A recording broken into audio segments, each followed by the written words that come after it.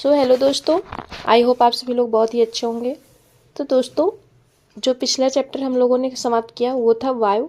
उसके बाद हम लोग लेसन 5 7 क्लास की एनसीईआरटी में आज पढ़ेंगे जल। तो आइए सबसे पहले जल पढ़ने से पहले देख लेते हैं, थोड़ा जल के बारे में जान लेते हैं।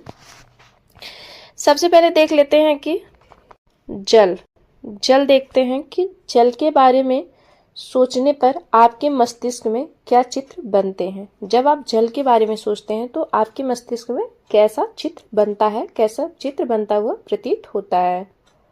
तो हम देख लेते हैं सबसे पहले कि आप नदी, जलप्रपात, वर्षा की रिमझिम, अपने नल के जल के बारे में सोचने लगते हैं। जब जल के बारे में सोचते हैं और आपके मस्तिष्क में चित्र बनता है तो आप नदी, जलप्रपात, वर्षा की रिमझिम, अपने जल के बारे में सोचने लगते हैं। उसके बाद आ जाते हैं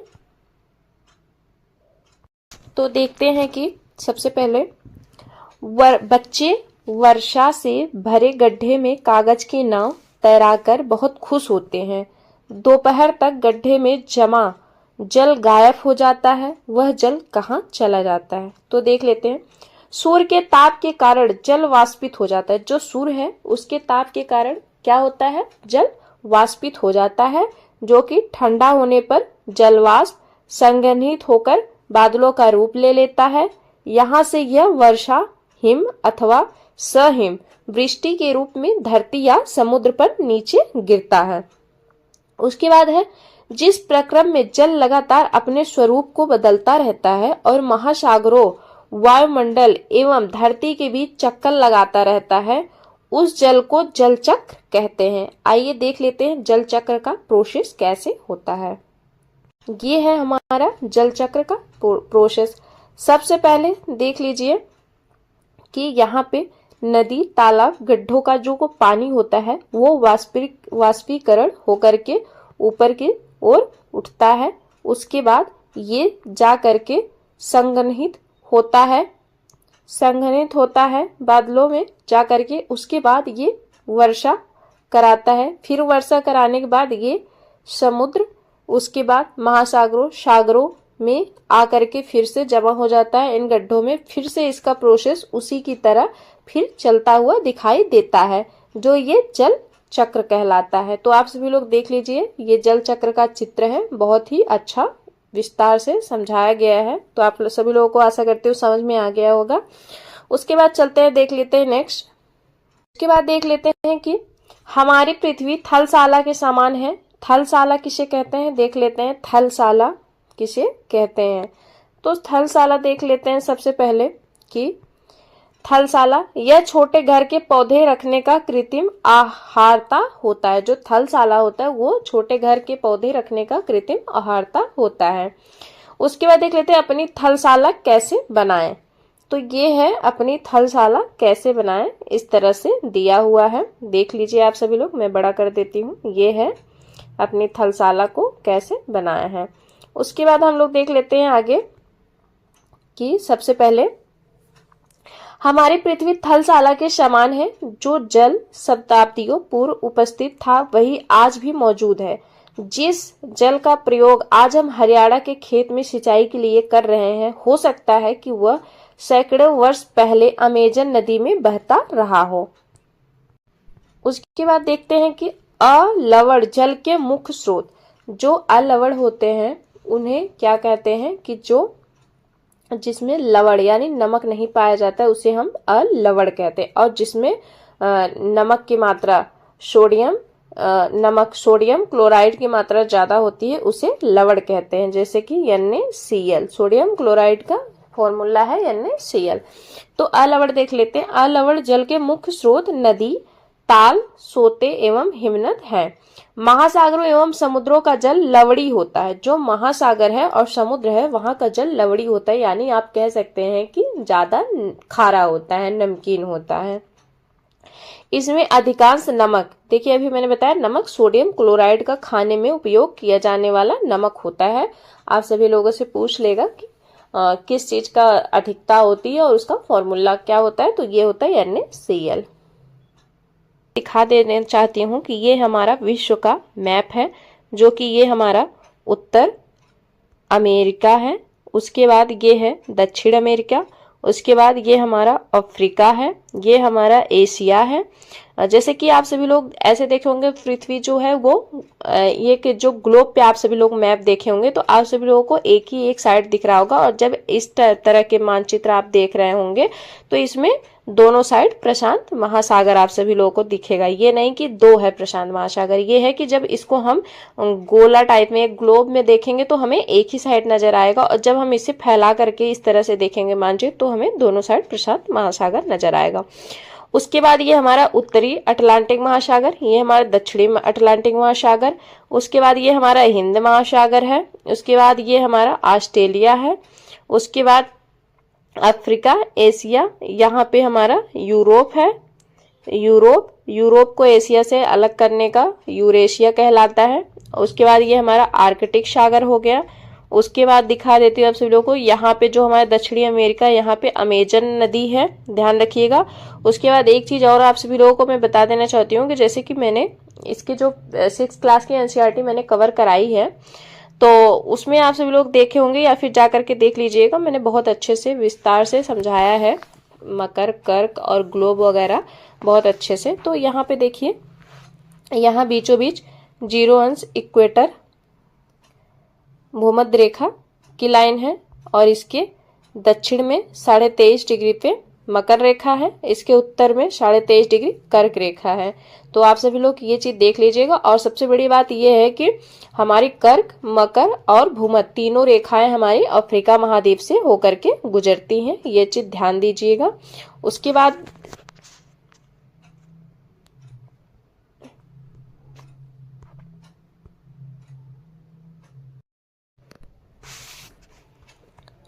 बाद दिखा देना चाहती हूँ कि यहाँ पे हमारी जो ये अफ्रीका है, यहाँ पे इसको मैं थोड़ा बड़ा करके आप सभी लोगों को दिखाती हूँ, 1 मिनट। ऐसे में आप सभी लोगों को दिख रहा होगा पूरा मैप। जैसे कि ये हमारा जो अफ्रीका है, यहाँ पे हमारी नाइजर नदी है, इसके इधर साइड में हमारा ये नील नदी है, विक्टोरिया झील यहाँ पे है, कांगो नदी है, ऑरेंज नदी है, ये सब पूछी जाती है। और यहाँ पे हमारा कैस्पियन सागर है, एशिया के आप कह सकते हैं पश्चिम में, और जो यूरोप है उसके पूर्व में। उसके बाद यहीं पे हमारा काला सागर है, यहीं पे हमारा भूमध्य रेखा है, ब्रह्मपुत्र नदी, गंगा नदी, ये हमारा भारत है। तो सबसे सीधी बात मैं आप सभी लोगों को जो दिखाना चाहती थी, आप सभी लोग देख लीजिए कि हमारा ये अफ्रीका है, आप सभी लोगों को दिख रहा होगा। अफ्रीका से देखिए हमारी ये कर्क रेखा, भूमध्य रेखा और मकर रेखा, तीनों रेखाएं जा रही हैं, ये बात को ध्यान रखिएगा। उसके बाद एक और पूछा जाता है कि क्या बोलते हैं, कौन सी नदी किस रेखा को काटती है। तो मैं बता देना चाहती हूँ आप सभी लोगों को, ये एक ट्रिक याद रख लीजिएगा, माँ काली। माँ काली अगर याद है तो आप सभी लोग कभी नहीं भूलेंगे। माँ से माही नदी जो कि हमारी कर्क रेखा को काटती है। उसके बाद क से कांगो, ऐसे ध्यान रखिएगा, सबसे पहले तो ऊपर कर्क रेखा आता है, बीच में भूमध्य रेखा आता है, लास्ट में मकर रेखा आता है। तो सबसे पहले माँ है तो माही नदी कर्क रेखा को, उसके बाद कांगो नदी भूमध्य रेखा को, उसके बाद जो लिम्पोपो है, लिम्पोपो नदी, ये हमारी मकर रेखा को काटती है, ध्यान रखिएगा, माँ काली। उसके बाद आइए देख लेते हैं आगे। उसके बाद आगे देख लेते हैं कि हम सबसे पहले आप सभी लोगों को दिखाते हैं कि लवणता किसे कहते हैं। तो लवणता उसे कहते हैं, जैसे कि ये दिया है लवणता का, तो लवणता ये है कि 1000 ग्राम जल में मौजूद नमक की मात्रा जो होती है, महासागर की औसत लवणता 35 ग्राम प्रति 1000 ग्राम है, ध्यान रखिएगा। उसके बाद हम देख लेते हैं जल का वितरण। जैसे कि हम सभी जानते हैं कि पृथ्वी की सतह का 3/4 भाग जल से ढका हुआ है। जो पृथ्वी का सतह है वो 3/4 भाग से जल से ढका हुआ है।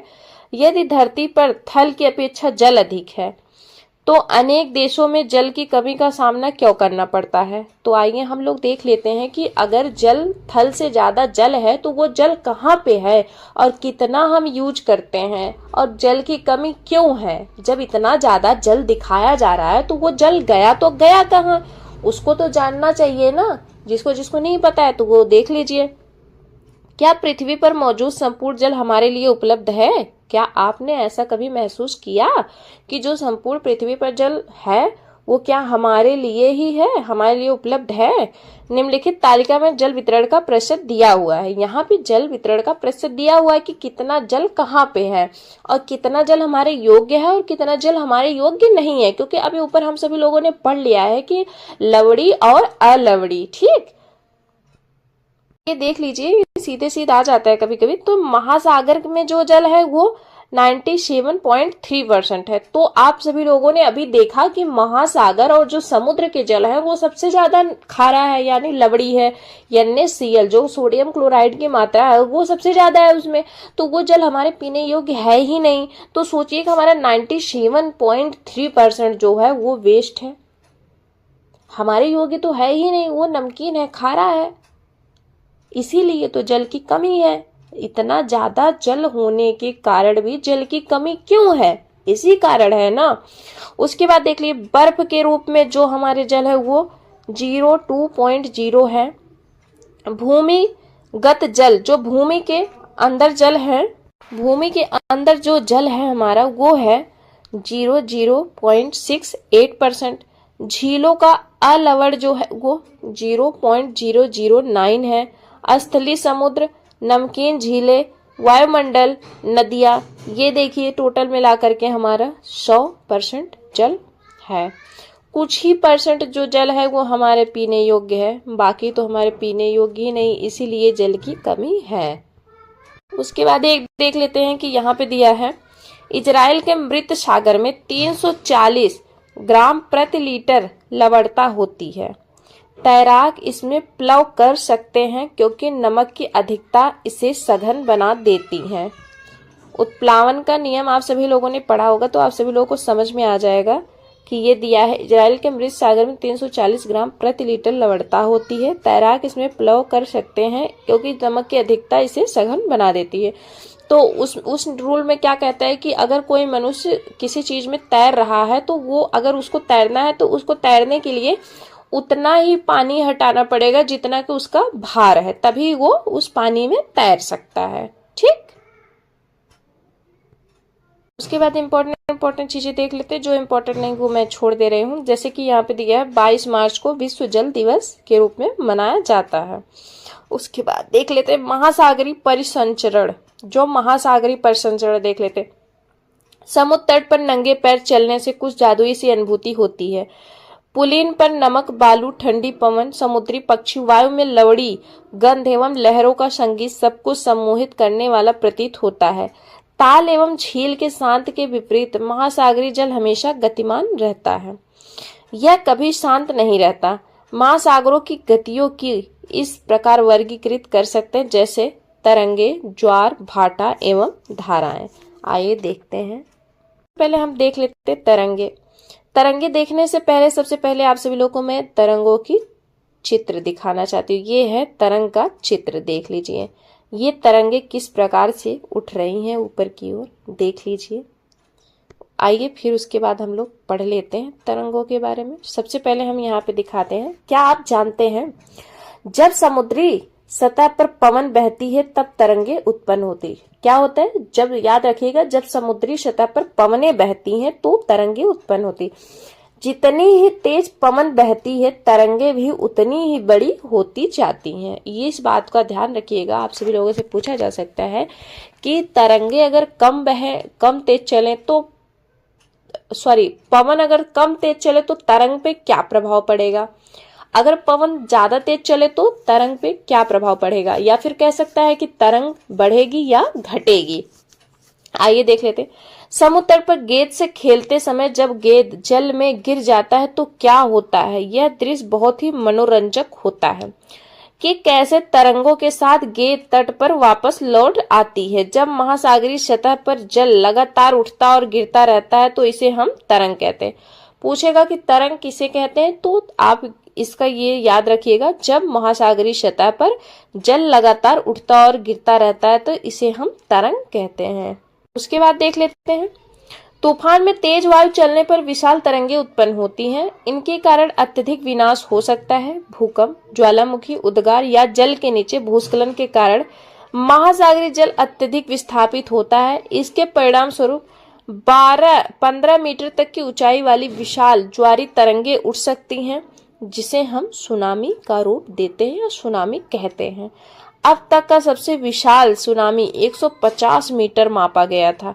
ये तरंगे 700 किलोमीटर प्रति घंटे से अधिक की गति से चलती हैं। 2004 के सुनामी से भारत के तटीय क्षेत्रों में अत्यधिक विनाश हुआ था। सुनामी के बाद अंडमान और निकोबार द्वीप समूह में इंदिरा पॉइंट डूब गया था। ये इंदिरा पॉइंट आप सभी लोगों को पता होगा, जो दक्षिणतम पॉइंट है अंडमान निकोबार का। तो ये डूबा कैसे था? ये सुनामी के बाद अंडमान निकोबार इंदिरा पॉइंट में डूब गया था। जो सुनामी आई थी 2004 में, उसके कारण ये अंडमान निकोबार डूब गया था।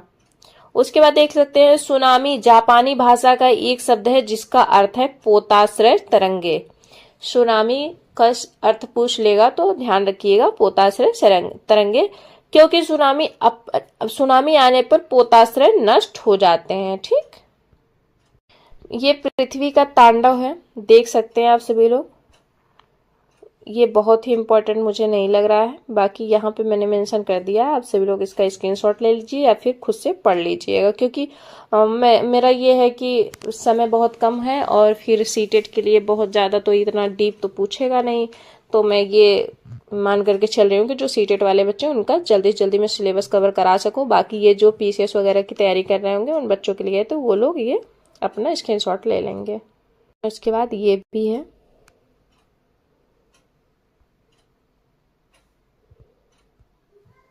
इसका भी ले लीजिए आप सभी लोग स्क्रीनशॉट। उसके बाद देख लेते हैं कि दिसंबर 2004 में जिस सुनामी ने दक्षिण एवं दक्षिण पूर्वी एशिया के तटों पर तबाही मचाई, वह पिछले कई वर्षों की सर्वाधिक विनाशकारी सुनामी थी। हिंद महासागर में निरीक्षण, आरंभिक चेतावनी की प्रणालियों एवं हिंद महासागर के तटीय निवासियों में जागरूकता की कमी के कारण जीवन एवं संपत्ति की अत्यधिक क्षति हुई। सुनामी आने का प्रथम संकेत ये होता है कि तटीय क्षेत्र से जल में तेजी से कमी आती है। सुनामी आने का संकेत अगर पूछ ले तो सबसे पहले ये है कि सबसे पहले जल में तेजी से कमी आएगी, पीछे की तरफ जो जल होता है वो पीछे की तरफ जाने लगेगा और अत्यधिक मात्रा में बहुत तेजी से वो आगे की तरफ बढ़ेगा लहरों और तरंगों के साथ। तो यहाँ पे दिया गया है, देख लेते हैं। यहाँ पे दिया है सबसे पहले कि तेजी से कमी आती है और फिर विनाशकारी तरंगे उठने लगती है। जब तट पर ऐसा हुआ तो लोग ऊंचे स्थानों पर न जाकर उस अचंभे को देखने के लिए तट पर एकत्र होने लगे। इसके फलस्वरूप जब सुनामी की विशाल तरंग आई तो बड़ी संख्या में उत्सुक खड़े दर्शकों की मृत्यु हो गई। अभी आगे मैंने आप सभी लोगों से स्क्रीनशॉट दिलवाया था तो उसमें है, आप सभी लोग डिटेल्स पढ़ लीजिएगा। बाकी इसमें ये कहने का इसका तात्पर्य है कि जब सुनामी आने वाली होती है तो उसके पहले जो पानी होता है वो बहुत तेजी मात्रा में पीछे की तरफ भागता है। और ऐसा हुआ था जब वहां पे सुनामी आ रही थी, तो वहां पे जब 2004 में सुनामी आई थी तो वहां पे जो भी लोग खड़े हुए थे, जो भी लोग वहां पे थे, तो वो लोग इस नजारे को देखने के लिए मतलब वहां पे उत्सुक होकर के खड़े हो गए कि ऐसा क्या हुआ है कि इतनी तेजी मात्रा में पानी पीछे की तरफ जा रहा है। लेकिन एक चीज और था, जो पशु पक्षी होते हैं और भी जानवर होते हैं उनको ये इस बात का आभास हो गया और वो लोग वहां से उड़ करके हट गए। लेकिन फिर भी मनुष्य, वही कहा जाता है ना कि मनुष्यों को जानने की जागरूकता ज्यादा होती है, उन्हें मनोरंजन हर चीज में दिखता रहता है। तो उन लोगों को देखे वो लोग, उन लोगों को ये बात समझ में नहीं आई कि पशु पक्षी यहाँ से भाग क्यों रहे हैं, और वो लोग बस पानी को पीछे जाते देख करके वहां पे आकर के और भारी मात्रा में खड़े हो गए देखने के लिए उस नजारे को। लेकिन वो लोग उस बात को समझ नहीं पाए। और जब सुनामी तेजी से आई, पीछे पानी तो पहले गया तेजी से, उन लोगों को मजा आ रहा था, वो लोग वहां पे खड़े थे देख रहे थे। और जब बहुत तेजी से लहरों के साथ पानी आया, सुनामी आई, तो बहुत संख्या में इतने लोग वहां पे खड़े थे, बहुत सारे संख्या में लोग डूब गए, जो कि ये एक बुरा प्रभाव हुआ उन लोगों के ऊपर, या कुछ लोगों की मृत्यु भी हो गई। तो ऐसा कहा जाता है ना कि मतलब कभी कभी बहुत ज्यादा उत्सुक भी होना बहुत खतरनाक होता है। उसके बाद देख लेते हैं ज्वार भाटा। ज्वार भाटा आप सभी लोगों को जैसे पता ही होगा, दिन में 2 बार नियम से महासागरीय जल का उठना एवं गिरना ज्वार भाटा कहलाता है। मैंने देखा है, खुद देखा है सामने से ज्वार भाटा। आप सभी लोग जो जो देखे होंगे वो कमेंट्स बॉक्स में जरूर बताएंगे। जब सर्वाधिक ऊंचाई तक उठकर जल तट के बड़े हिस्से को डुबो देता है तब उसे हम ज्वार कहते हैं। जब जल अपने निम्नतम स्तर तक आ जाता है एवं तट से पीछे चला जाता है तो उसे हम भाटा कहते हैं। इसका कहने का यह मतलब है कि जो पानी होता है महासागरों और सागरों का, इन सब का जो पानी होता है वो जब तेजी से पीछे की तरफ जाता है या पानी कम हो जाता है तो उसे हम भाटा कहते हैं। और जब पानी खूब तेजी से लहरों के साथ ज़्यादा मात्रा में उस स्थान को, जिस स्थान को खाली किया रहता है, उस स्थान को भर लेता है, उसे हम ज्वार कहते हैं। ये दिन में 2 बार होता है। और क्यों होता है आइए देख लेते हैं इसके आगे। वैसे तो गुरुत्वाकर्षण के कारण होता है। ये देख लीजिए चित्र आप सभी लोगों को दिखाई दे ही रहा होगा। लघु ज्वार भाटा एवं बृहद ज्वार भाटा किस तरह से आते हैं आइए देख लेते हैं। सबसे पहले है कि सूर्य एवं चंद्रमा के शक्तिशाली गुरुत्वाकर्षण बल के कारण पृथ्वी की सतह पर ज्वार भाटे आते हैं। जो सूर्य है और चंद्रमा है उसके शक्तिशाली गुरुत्वाकर्षण बल के कारण पृथ्वी की सतह पर ज्वार भाटा आता है, जैसे कि मैंने आप सभी लोगों को अभी बताया। उसके बाद है जब पृथ्वी का जल चंद्रमा के निकट होता है, जब पृथ्वी जो है उसका जल चंद्रमा के निकट होता है उस समय चंद्रमा के गुरुत्वाकर्षण बल से जल अभिकर्षित होता है जिसके कारण उच्च ज्वार आते हैं। उसके बाद है पूर्णिमा एवं अमावस्या के दिनों में सूर्य, चंद्रमा एवं पृथ्वी तीनों एक सीध में होते हैं और इस समय सबसे ऊंचे ज्वार उठते हैं। इस ज्वार को बृहद ज्वार कहते हैं। जैसे कि चित्र में देख सकते हैं ये लघु ज्वार है और ये जब ये तीनों एक सीध में होते हैं तो बृहद ज्वार आता है। और चंद्रमा, पृथ्वी, सूर्य जब ये 90 अंश का कोण बनाते हैं तो ये लघु ज्वार कहलाता है। उसके बाद देख लेते हैं लेकिन जब चांद अपने प्रथम एवं अंतिम चतुर्थांश में होता है तो चांद एवं सूर्य का गुरुत्वाकर्षण बल विपरीत दिशाओं से महासागरीय जल पर पड़ता है। परिणाम स्वरूप निम्न ज्वार भाटा आता है। ऐसे ज्वार को लघु ज्वार कहते हैं। तो ये देख लीजिए, ये है लघु ज्वार, ये है बृहद ज्वार। उसके बाद देख लेते हैं इसके फायदे। जो उच्च ज्वार होता है वो नौ संचालन में सहायक होता है। जो नाव चलाते हैं, नाव वगैरह जो ये सब चीजें चलती हैं, तो उच्च ज्वार में वो चलाने में बहुत ज्यादा दिक्कत नहीं होता, उसमें बहुत सहायक होता है। ये जल स्तर को तट की ऊंचाई तक पहुंचाते हैं। ये जहाज को बंदरगाह तक पहुंचाने में सहायक होते हैं। उच्च ज्वार मछली पकड़ने में भी मदद करते हैं। उच्च ज्वार के दौरान अनेक मछलियां तट के निकट आ जाती हैं। इसके फलस्वरूप मछुआरे बिना कठिनाई के मछलियां पकड़ पाते हैं। कुछ स्थानों पर उच्च भाटे से होने वाले जल के उतार चढ़ाव का उपयोग विद्युत उत्पन्न करने के लिए भी किया जाता है। विद्युत यानी बिजली। उसके बाद देख लेते हैं महासागरीय धाराएं। महासागरीय धाराएं निश्चित दिशा में महासागरीय सतह पर नियमित रूप से बहने वाली जल की धाराएं होती हैं। महासागरीय धाराएं गर्म या ठंडी हो सकती हैं। जो महासागरीय धाराएं हैं वो गर्म या ठंडी 2 रूप में पाई जाती, गर्म या ठंडी। देख लेते हैं। सामान्यतः गर्म महासागरीय धाराएं भूमध्य रेखा के निकट उत्पन्न होती। जैसे कि मैंने आप सभी लोगों को ये बताया था, ये हमारा ग्लोब है, ये हमारा भूमध्य रेखा है, ये हमारा ध्रुव है। तो ये दिया है जो गर्म रेखाएं हैं वो अक्सर भूमध्य रेखा, क्योंकि आप सभी लोगों को पता है कि जो हमारा सूर्य है वो यहाँ पे सीधे पड़ता है, भूमध्य रेखा पर सीधे पड़ता है, इसलिए भी कारण हो सकता है कि ये गर्म धाराएं सबसे ज्यादा भूमध्य रेखा पे पाई जाती हैं, निकट पाई जाती है एवं ध्रुवों की ओर प्रवाहित होती हैं। ठंडी धाराएं ध्रुवों या उच्च अक्षांशों से उष्णकटिबंधीय या निम्न अक्षांशों की ओर प्रवाहित होती। जो ठंडी धाराएं होती वो ध्रुवों से भूमध्य रेखा की ओर प्रवाहित होती है। ये धाराएं उल्टा चलती हैं, जैसे कि भूमध्य रेखा से ध्रुवों की ओर जाने वाली धाराएं गर्म होती हैं क्योंकि यहाँ पे अत्यधिक गर्मी पड़ती है, और ये जो ठंडी धाराएं हैं ये ध्रुव पे यहाँ पे सूर्य की किरणें तिरछी पड़ती हैं, तो इसके कारण यहाँ की जो धाराएं हैं वो ठंडी जलधारा है, और ये उल्टा चलती हैं तो इसी के कारण ये भूमध्य रेखा की ओर आएगा, और भूमध्य रेखा से धारा जो गर्म वाली है वो ध्रुव की ओर जाएगा। उसके बाद देख लेते हैं अक्षांशों की ओर प्रभावित होते हैं लेब्राडोर। महासागरीय धाराएं शीत जल धाराएं होती हैं। ध्यान रखिएगा, जो लेब्राडोर की धारा है ये शीत जलधारा है, ठंडी जलधारा है।